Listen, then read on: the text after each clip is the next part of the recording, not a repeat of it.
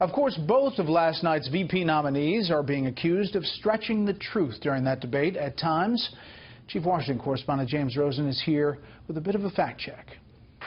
When they weren't tripping over each other. Senator, I think I'm still on my time. Well, isn't this a discussion? The vice presidential nominees occasionally tripped up their facts. Exhibit A, Senator Kane's claim on Hillary Clinton's behalf about the Iran nuclear deal. She worked a tough negotiation with nations around the world to eliminate the Iranian nuclear weapons program without firing a shot. Eliminate the Iranian nuclear weapons Absolutely.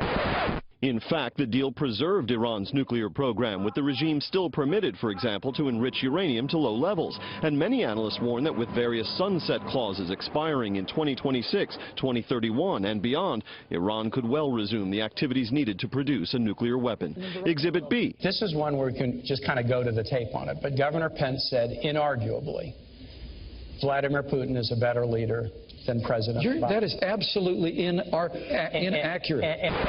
In fact, if we go to the video, Governor Pence said almost exactly what Tim Kaine said he said. I think it's inarguable that Vladimir Putin has been a stronger leader in his country than Barack Obama has been in this country. Pence faulted Secretary Clinton for failing to negotiate a status of forces agreement that would have allowed U.S. combat forces to remain in Iraq under requisite legal protections beyond 2011. Kaine blamed the Iraqis for torpedoing those negotiations. And guess what? If a nation where our troops are serving does not want us to stay, we're not going to stay without them being protected. In fact, by the time President Obama leaves office, some 5,000 troops will remain in Iraq without those protections, and General David Petraeus recently shed further light on this in an interview with the Fox News documentary unit. There was an opportunity, I do think, if we pursued it aggressively, to keep forces there, perhaps to do it without a status force agreement. He never said that, Senator. And he is absolutely deceptive. Saudi Arabia, South Korea, Japan. In fact, Donald Trump has suggested those countries go nuclear.